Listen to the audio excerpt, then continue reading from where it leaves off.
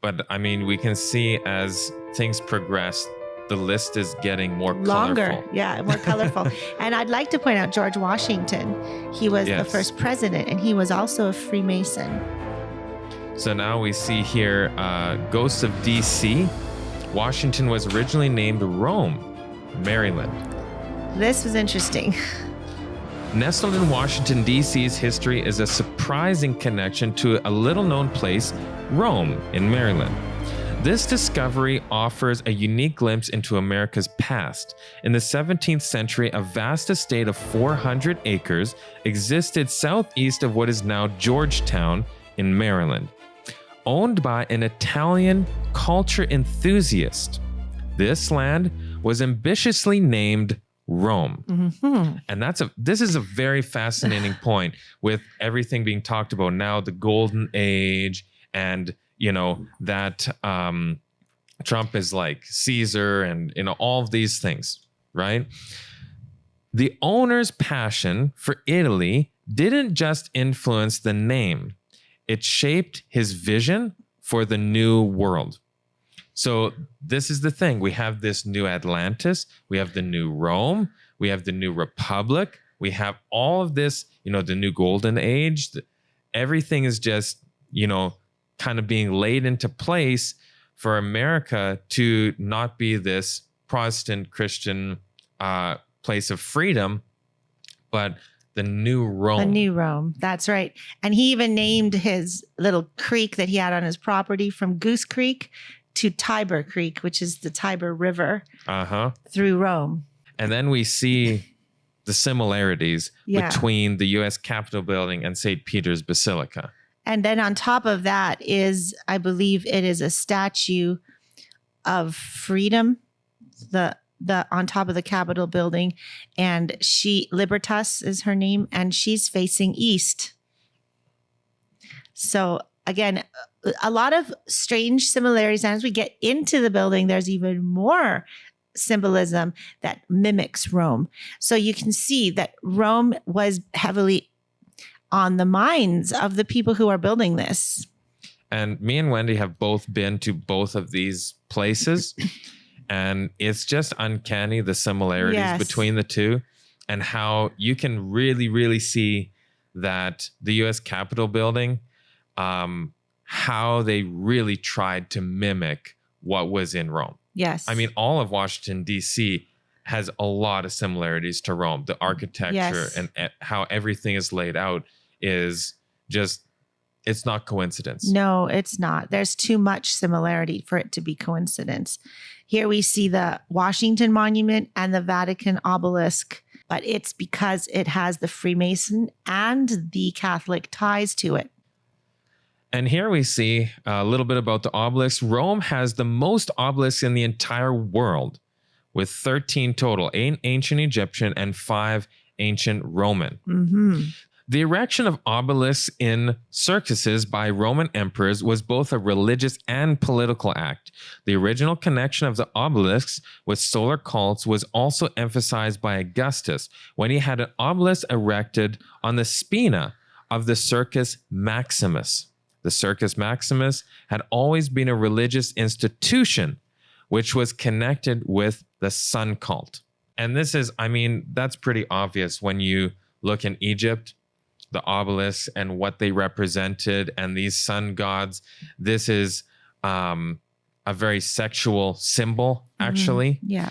And that we're erecting things like this in our, in America's Capitol building doesn't really make sense unless we're having that connection to these things. Right.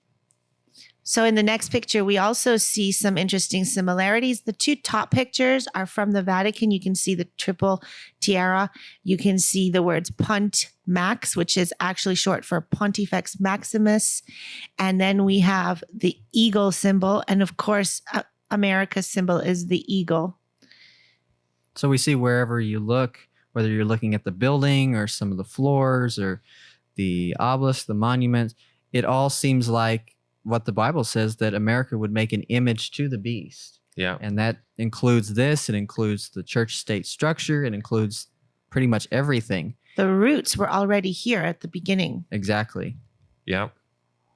So here you have the dollar bill, the US dollar bill, and on the back, most people have seen this or know about this, but this is the all-seeing eye on top of the pyramid, and Annuit Cuptis and Novus Ordo Seclorum. In other words, he has favored our undertakings and the New World Order.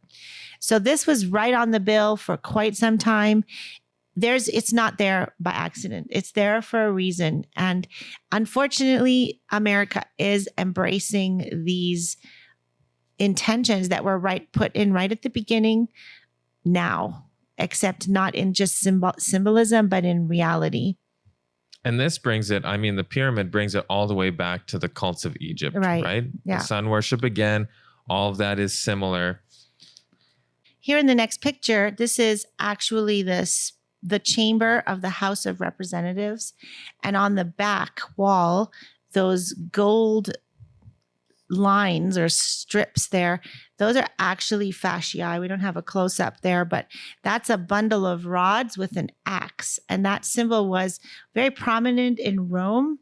And they put it here on the wall of the House of Representatives, which actually stands for fascism. So it's interesting that fascism, the symbol of fascism, is now sitting right here where laws and leaders of the country have discussions. Which would allude to the fact that actually the laws in America are being created under a fascist structure. Mm-hmm. And we're going to get to this later on, but there are quotes that say that the Catholic Church's form of government mirrors that of fascism. That's right. So again, this is another example of the Catholic influence coming in America. That's right. Yeah. And then we see here again the Roman goddess of freedom. This is the statue that's on the top of the U.S. Capitol building. And there's a whole host of Roman deities inside of many of the different buildings in Washington, D.C. As the slide says, in the dome, in the inner rotunda, they have Persephone, Ceres, Freedom, Vulcan, Mercury, and even a deified George Washington. Yes. If you look in the Apotheos of Washington, and this was a painting that is inside the dome of the Capitol building, it really has some interesting things in it. Here you have you see in the middle there, George Washington, and they kind of deify him there. Yes. He is this, and remember, he was a Freemason. Yes. So all this has its roots in Freemasonry. And you have this heaven involved there on the lower left. In the middle, you have again, Liberty, and she is going to war, it seems, with an eagle with arrows in its talons there. Yes. So all these pagan paintings and murals and sculptures, buildings, what does this have to do with a Protestant Christian country? Yes, good question. And you see again on that top image, the fasci. Exactly. It's on the left-hand side. yes.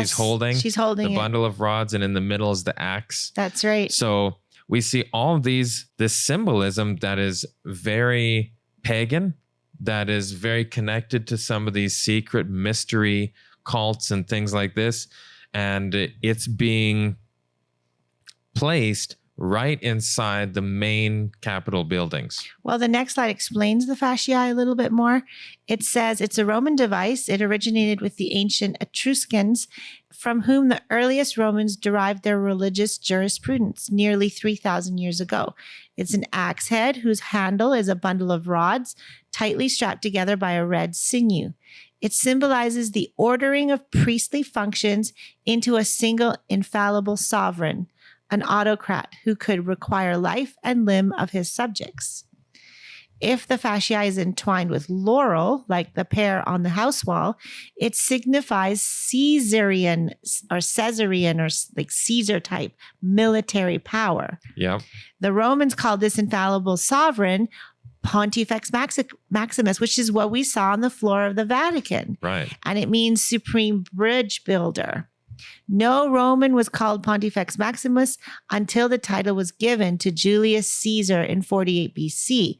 And of course, today's Pontifex Maximus is Pope Leo XIV. He's the new one. Francis was just before him. So every pope is called Pontifex Maximus. Yes. So just to show you that the Vatican is not just a religious entity, it's also a political entity, and it is like a state. It has embassies in different countries. Here is the embassy that they have their building in the United States, which was established in 1893. And then we have the next slide, which is their embassy in Canada, which was established in 1969. And they have embassies all over the world, which is not normal for a church. A church wouldn't have an embassy. And this is just another definition of what an apostolic nunciature is. It says, this comes from Wikipedia, an apostolic nunciature is a top-level diplomatic mission of the Holy See that is equivalent to an embassy. However, it neither issues visas nor has consulates. And it says it is a permanent diplomatic representative, head of diplomatic mission of the Holy See to a state or to one of two international intergovernmental organizations.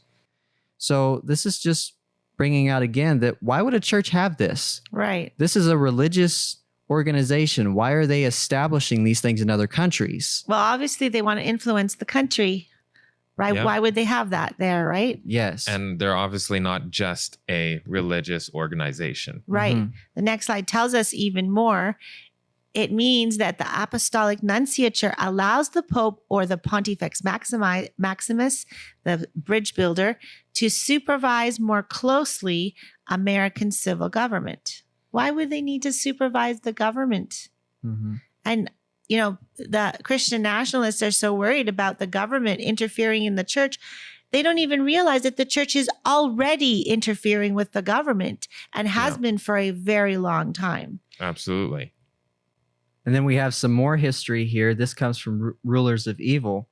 And I'll just read the red, but under the spiritual direction of Jesuit Father Andrew White. Now, this is, we talked about him before, but this is establishing that he had Jesuit connections as well. That's right. Yeah. And again, the White House is not called the White House because it's white. No. It was named after Andrew White, who was a Jesuit. Now, Maryland is not named Maryland for no reason. Mm-hmm.